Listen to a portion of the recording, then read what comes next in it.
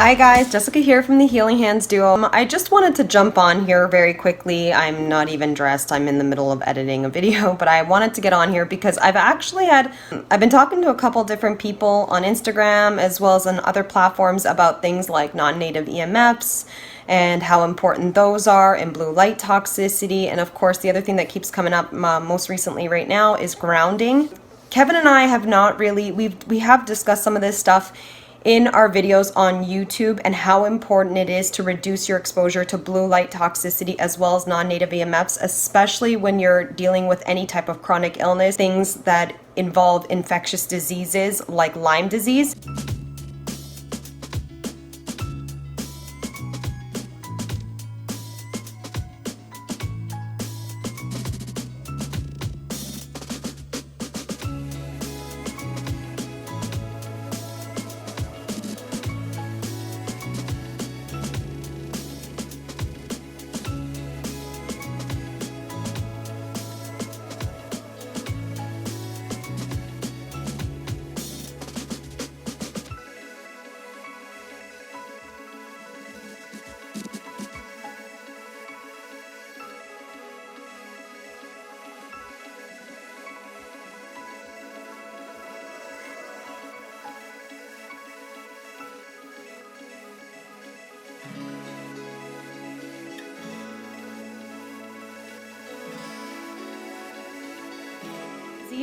So that is something that Kevin and I take very, very seriously. We have spent thousands of dollars to upgrade our home in order to remediate the non-native EMFs in our house. And I don't know if many people are aware of this, but I don't think everybody actually is, because we really haven't gotten into the depths of this on our YouTube channel yet. But Kevin actually is a non-native EMF specialist.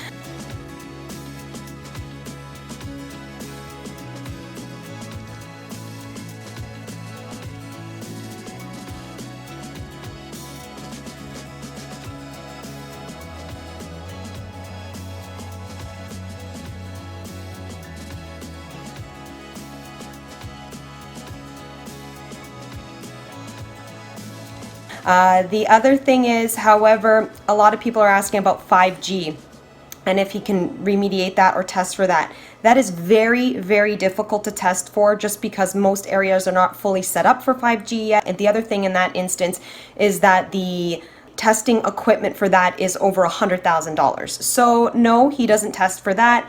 He does test for things like dirty electricity, the RF fields, Wi-Fi, where that's coming in, all the things that fall under the category of non-native EMF.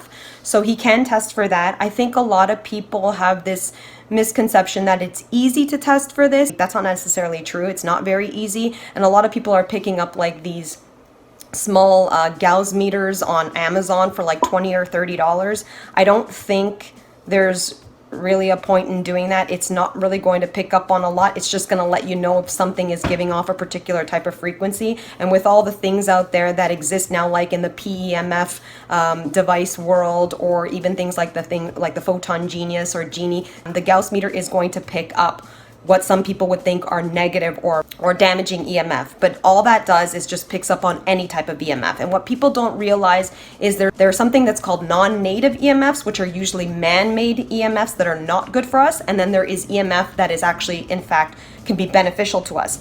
So when you are blocking EMF, you really kind of need to know what you're doing. When you're grounding, you really need to know what you're doing. And honestly, I think this is where people need to stop. Maybe again, you do whatever you guys need to do, of course, and if you do your research like we've done over the years, then of course you can go ahead and start doing some of this remediation yourself. However, I do think at some point it would be important to discuss this with a professional, somebody who is an electrical engineer like Kevin is, or a non-native EMF specialist, or somebody who has actually studied the building biologist codes, so then that way they can tell you what is going to be damaging to particularly human health and stuff that is actually beneficial to human health. Because what I'm seeing now is a lot of people are saying that the only way to block all EMF is to create like a Faraday cage.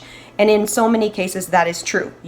A lot of people, if you want to block EMF altogether, all EMF, whether it be positive and negative EMFs, then you want to create a Faraday cage. But what people don't understand is that when you're doing this, you're also blocking yourself from life force energy and the Schumann resonance and all that comes naturally from our earth.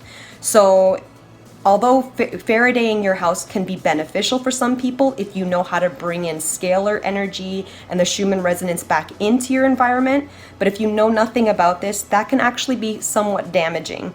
And this goes for the same thing for grounding yourselves. A lot of people out there are selling now copper wires and pads and stuff like that attach to your wrist or your ankle, or grounding sheets or grounding pads and stuff like that. And a lot of them are saying it's good enough to just plug these things directly into your wall that gives off a ton of dirty harmonics, and then you're putting that into your body. Yes, some people might feel some benefit. It doesn't necessarily mean that it's good for you though. So these are things you need to really look into if you're going to be buying things like this. Again, grounding pads, in my opinion and in Kevin's opinion, should never be plugged into a wall, especially if you live in a city. The ground is, people don't understand that if you live in a city and you are surrounded by a lot of Wi-Fi and a lot of dirty electricity, the ground is also going to be equally as dirty. Again, when you are grounding, even walking barefoot and all that, and you're walking barefoot, say by the sea or the ocean, or you're in the middle of nowhere where there isn't a lot of dirty electricity, the grounding there is going to be much more beneficial and anti-inflammatory for you than, say, walking around on a patch of grass in the middle of the city. Again, is it still beneficial to ground even in a city? Absolutely, but you just kind of need to know what you're doing. And in this case, if you wanted to ground in your home, the way that Kevin and I have done it, because we do live in a city, is that you want to make sure that you're not plugging directly into your outlets, because you're picking up all the dirty harmonics off of the electrical lines and the electrical grid in your home, unless you've got Strauss filters, unless you've, again, you've carbon painted parts of your home and you've Faradayed different parts of your home, or if you've got BX wiring going throughout your home that doesn't release any of these harmonics. Again, there's a lot that goes into it. That's why I would prefer to consult with an electrical engineer on this, and somebody that does understand the concepts behind building biology, as well as non-native EMF specialist, which again, Kevin is going to be offering consultations on this. We will let you guys know when we have that all set up and when he is going to be available to take, phone calls and stuff like that, to do online consultations.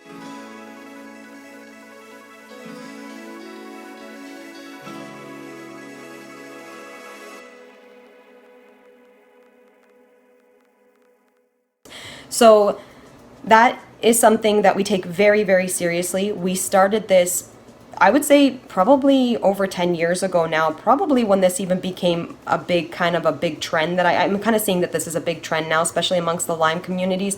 Again, we started doing this even before we even had Lyme, because we understood, Kevin, of course, being in the industry and working for nuclear power and robotics, understood the dangers behind non-native EMF. So this is something that's been very close to his heart and dear to his heart for over a decade now. So again, he has a lot of experience in this. The other thing that I wanted to talk to about the grounding, if you are going to ground in the city, there are safe ways to do it.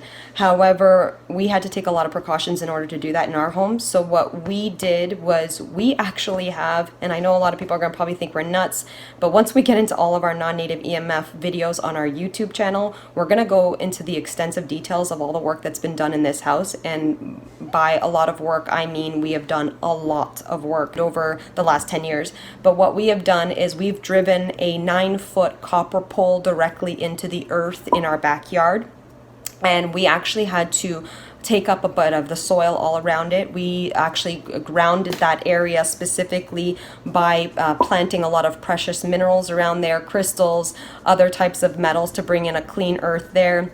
We have georesonators that we've been planting all over our neighborhood now for close to maybe we started this about 4 to 5 years ago, where we started planting georesonators to bring in clean earth into our neighborhood, which many of our neighbors are getting the benefit of this now as well, and they don't even know it. But we've done a lot of this stuff where we would literally Kevin would get into his gear and get out there at like 3 o'clock in the morning and start digging up people's gardens and stuff like that to plant these things into the earth in order to bring in good energy back into the area with these georesonators.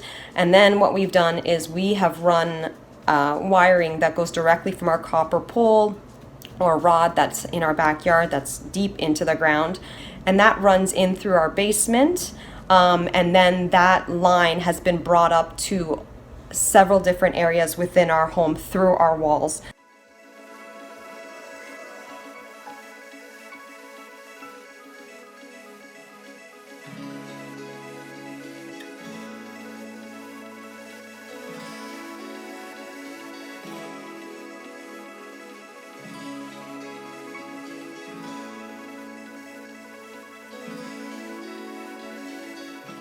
because again, this was a lot easier for us to do because we've had electricians in here taking apart panels and taking apart our wall, taking apart all of our electric, and of course Kevin's an electrical engineer, so he's done a lot of this himself. So what we do is we ground in directly into the ground.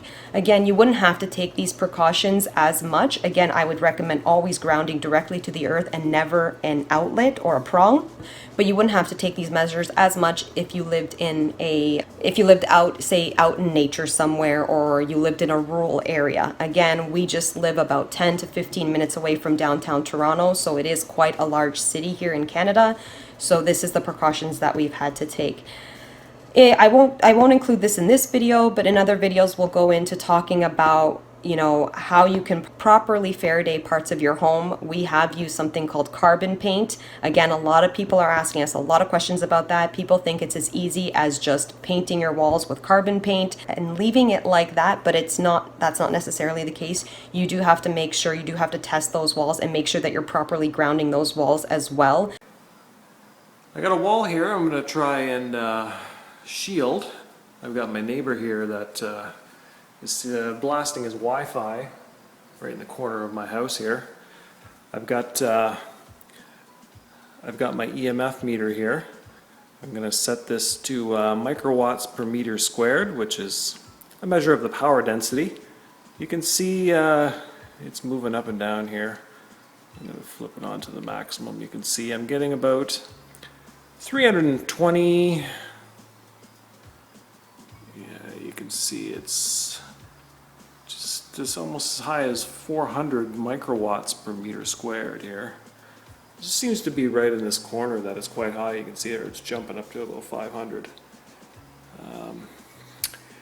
My neighbor is blasting his Wi-Fi in the corner, so this is what it's coming from. So I'm about to shield it. What I'm going to be doing here is I'm going to be using this Y-Shield EMR protective paint. It's a very good product. This one's the HSF74. It's the low VOC brand that I'm going to be using. The attenuation that you get with this is actually supposed to be very high. So I'm going to put it to the test here. You can see about what I've been measuring here. So I'm going to kind of zoom out and kind of show you the wall size here. It's about maybe 3 meters. 3 meters by 3 meters or so here. So I'm going to give it a coat of paint. The other thing that I need to do here, as you can see, it does come with this little ground strap, as you can see. So what I'm going to be doing here is I'm going to be placing it down near the bottom here, and I got to connect this to the power distribution ground. It needs to be grounded by code. So that's going to be part of this. And yeah, so I'm going to apply the first coat of paint. I'm going to install my ground plate, and then I'm going to take some measurements again, because you've seen what they were now, and we're going to see what they look like after.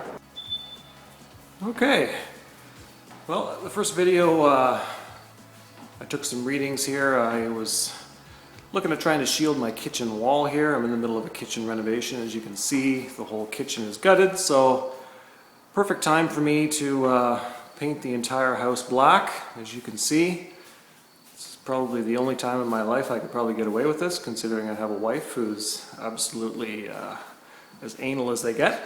Anyway, you might have saw in the first video that I took some readings. I took some readings in this corner here of the kitchen. This is where it seemed to be highest. I think it was the highest because my neighbor is right next door, less than 6 feet away, and he has his Wi-Fi router blasting in that corner. So it was very high in here, and the rest of the room was a little bit lower, not too much. Now that's one thing to consider too, that I do not have Wi-Fi in my own home. I have no cordless phones. I have no form of wireless anything. And I even have half the power off in the house due to renovation. So when you saw the readings I was getting, it was pretty high. It was about an average of about 350 microwatts per meter squared, and as high as about 500 microwatts per meter squared. That's a measure of the power density. And now that isn't as high as some. You know, if you go into a house that does have Wi-Fi going, you will get a lot higher readings in your home, but it's too high for me. So I'm destined to shield that. So now this is the end result. This is what it looks like. I've been running this video for the last minute so you can kind of see I decided to paint the entire wall, or sorry, the entire side of my home. So in hopes to kind of shield anything from coming into this house at all. So now for the moment of truth here, I'm gonna set my meter here. I'm gonna set it to, as you can see, I'm gonna zoom in. It's microwatts per meter squared. You can see I'm at about 0. I'm not really reading anything. So I'm gonna go over here into this corner. You can see, look at that, eh? Isn't that something? Remember, it was about 350 microwatts per meter squared on average, as high as about 600 in some cases I was reading. I'm reading 0. All the way, I'm moving all the way along this wall. I'm kind of moving it up and down. I'm moving it all over the place. I am getting absolutely nothing. This is awesome. This paint is a wonderful thing. So in this case, there's some electrical that needs to be done, as well as some taping that needs to be done along the wall with different types of metals. So there's that. We have blocked and we do shield our smart meter. We did that years ago when they started rolling out these smart meters here in Canada. So we do have a smart meter shield. We do have, let me think of what else that we've done throughout this house. We haven't done it in our house, but we did it in my in-laws' home because they had a lot of Wi-Fi coming in from the neighbors. We've shielded their windows. There's a particular type of film that you can put on your windows that protects you from that. We do have a scalar device, a blue shield device that's plugged into our house to bring in scalar frequencies back into our house. Because like I said before, if you block all these frequencies out of your house, you're also blocking the natural frequencies or the life force energy of the planet, which would be, in this case, many people will know that as the Schumann resonance. So we had to bring that back into the home by bringing a scalar device back into our home. So we do have a blue shield plugged into our house, which basically gets, a lot of people don't understand this stuff because this gets into the 5th dimension of understanding these things. But when you plug in this type of scalar device, what it does is it doesn't really necessarily block anything at all. What it does instead is creates harmonizing frequencies that our body is more accustomed to and enjoys, and keeps our body in a healthy state.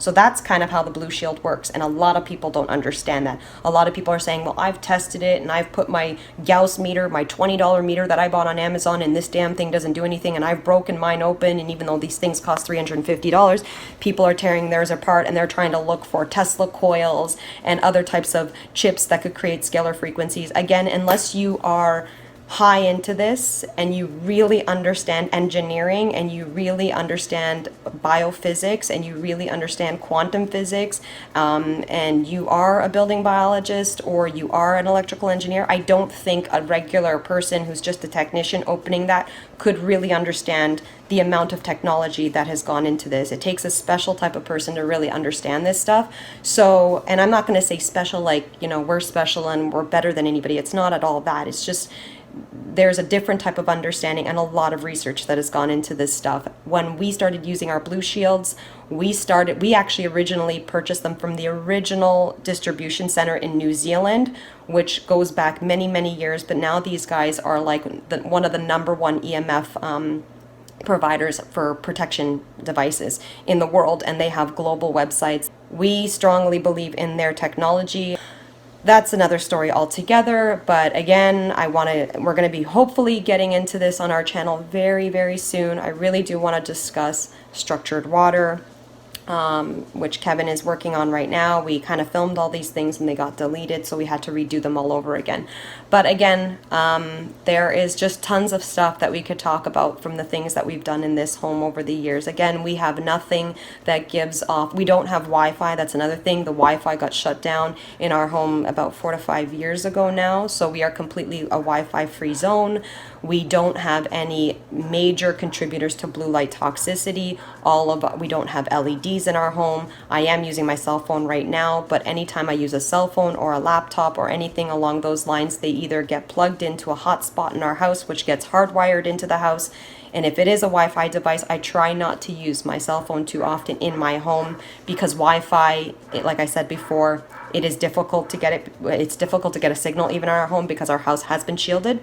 But when I'm using my cell phone right now, we've got an app installed on all of our computers called Flux. And what that does is that kind of dims the lighting of your computer screen or whatever it is, whatever device it is that you're using throughout the day, not to interfere with your circadian biology. Because if you follow certain doctors out there, there are plenty of people discussing destroying the circadian biology will not allow the body to heal or repair itself. So that's very important. Again, that app is called Flux and it's free and you can download that. The other thing that we have done is we do not have any LEDs in our home. That is something that we will discuss again on our channel at some point, but LEDs are terrible and a lot of them are on the blue spectrum. A lot of people are trying to come up with better color temperature LEDs and I'm still not convinced of them. So we use the good old-fashioned halogens. Yes, they waste a lot of electricity and they tend to burn out a lot more quickly, but I'd rather burn out light bulbs than burn out my immune system or my redox potential. So we don't have those. Again, like I said, there's just so many different variables that Kevin and I have gone through over the years, and we hope to get into all of this once we do our videos. Oh, another thing is we've also rewired a lot of our electronics that were major offenders in our home. So Okay, today we're going to talk about electric fields. So basically an electric field, what it is basically, the simplest way to look at it is opposite charges. You have a positive charge, a negative charge. There are flux lines that are produced from this charge that propagates all over the place. You don't have to have a device plugged in and turned on. You don't have to be drawing current to produce an electric field. It can be there just as long as there's a charge present, okay? So when you're looking at the receptacle, well, what's there? We've got 120 volts potential that's right there. And between those two prongs, as you can see there, the line and the neutral, that's where you're going to see the charge present there, and that's where the electric field will be generated from, and it will propagate all over the place. And I'm just going to show you that. Now basically I don't have anything plugged in this whole area. As you can see, this receptacle is empty. I do have a clock radio, but it's not plugged in. The other thing we need to be concerned about is not only the receptacles. So when you're seeing receptacles like this, you don't want to be anywhere near them. There's no beds you want to be put up against these receptacles. You want to stay clear. And I'm going to show you why. Because as you get closer to that receptacle here, I'm going to show you with the meter. As you get closer, you're going to see it go up, up, up, up, up, up, up. And it's going to go up and it's going to follow all the wires, as you can see in the walls. You can see. What I'm reading here is the wires. Actually, I'm going to take the wire and I'm going to go across the room here. As you can see, it's moving there. Yeah. So what I'm doing is I'm actually following the wire through the wall that's actually connected to that receptacle. And I can take this and I can go all the way across the room basically with it. As you can see, it's still basically about 100 volts right here on the wall. And you can imagine if someone's putting their bed right up against there that you wouldn't think is a problem, but man, it's a problem. That's a very high reading and we just do not want to see that. So there's two issues here. Basically we've got the lamps. We've got any other devices that could potentially be plugged in. That alarm clock too. Now I'm going to show you that. I don't have the lamp plugged in at all. I got it disconnected. I'm going to plug the clock radio in here and you're going to see it do something a little funky. And then I'm going to come up close and you can see, I got all kinds of readings, and this is actually worse than, well, just about the same as the lamp. So you can imagine if you have the lamp and this thing plugged in and you're sleeping right here, you're going to get a 60 hertz buzzing field in around your head, your brain. We don't want that. We took this alarm clock here. Look at that, it's 10:10. I've got someone's telling me something here. Yeah, so I've taken this alarm clock here. I've tried to shield it. You see the readings it was before. It was really quite high. You can see I've changed the cable that's going to this alarm clock. It's a shielded cable now. I've done a little bit of shielding on the back of it. This is very hard to shield because it's an alarm clock that's made of plastic, so you can't ground plastic, but I've done a few little tricks here to do a few things to try and shield it as best I could. But as you can see, I'm about the same distance away as I was before. You can see now it's down to 16 volts per meter. It's a huge drop. And this is probably, you know, within 10, 12 inches away. So what I would say, if you have an alarm clock in your room, you know, keep it as far away as possible, and consider doing something like this, like I have, to shield it, and you know, you won't have that issue anymore. Again, the other thing with blue light is we do wear blue blockers, and a lot of people think there's just one type of blue blockers, and there isn't. There are actually two. During the day, you want to wear the amber ones, and the reason for that is because that'll block out a little bit less of the blue, which is okay generally during the day, but you want to use those when you're using computers or your cell phones or stuff like that, especially if you don't have flux installed on these devices. And then at night, once nightfall hits, you don't want any green or blue light exposure into the eye, because then that will affect the melanopsin as well as the melatonin that your body is able to produce. So you want to go into wearing those completely red blue blockers. So we have that as well. We do that as well. I'm trying to think. There's just been so many things over the years. My house has been in complete shambles so many times from the amount of times that this man has ripped open walls and rewired things and stuff like that. But I think I've covered a lot of it, or at least enough of it to post this to Instagram today. So again, people, if you guys aren't getting into this, I just would urge you to talk to a professional of some sort, or just make sure that you do a lot of research before deciding to do things that are going to be in the non-native EMF realm and blocking things. Because in so many cases, like I said, people are creating Faraday cages, and that, in my opinion, is not necessarily healthy for you. A lot of people, like we have grounding sheets, and a lot of people are Faradaying their beds. But if you're only Faradaying your bed from the top with these meshes that people are using, then you have to remember that EMF will also come up through the bottom. So then that means that you might actually be enclosing all that EMF in that Faraday cage that you've created if you haven't blocked it off completely. And then again, if you're sleeping on a coiled mattress, that's going to be picking up on a lot of non-native EMF, especially if the mattress is pulled up right up against the wall and you haven't blocked or used Strauss filters and stuff like that to protect, or carbon paint to protect the wall or the wires from transmitting dirty harmonics into your bed, and then ultimately to all those coils in your bed, and then that's bringing that up through your body, which for some people could explain why you have a lot of aches and pains when you sleep or when you wake up, because your bed is basically like completely wired. So with all of this dirty electricity and Wi-Fi and harmonics and all that. Again, this is a lot of stuff and a lot of details to get into. Kevin would be the guy to talk to about this stuff, but we hope to eventually go through all of this on our channel. I do apologize. We had people asking about this like as far back as like 7 or 8 months ago, and we still haven't done the videos just because every time we think about sitting down and doing them, there's just more information that comes to the forefront of what we've done to this house and what we've learned over the years. Okay, I'm gonna cut it off there. This is really long, so I think I'll leave it at that. And if anybody has any questions, you guys could possibly leave me, you can leave me a comment on this video here. I don't know if I'm gonna post this video on Facebook or to our YouTube channel. So if I do decide to do that, then you can leave the comments down below. Thanks guys, talk to you soon, bye.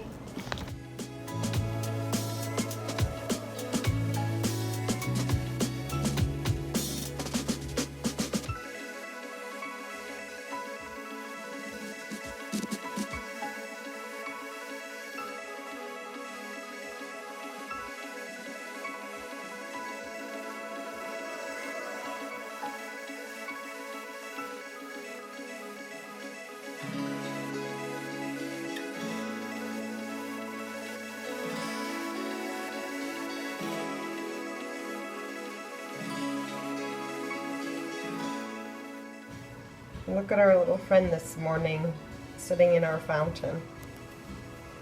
I think he's thirsty. There's no water in there. That thing doesn't have any water. It leaks. You gotta get a new fountain.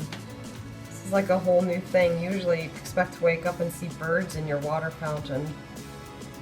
Not a freaking raccoon the size of my mom's dog. Oh, here's our little friend hanging out in the back. How you doing, bud? You kinda like that?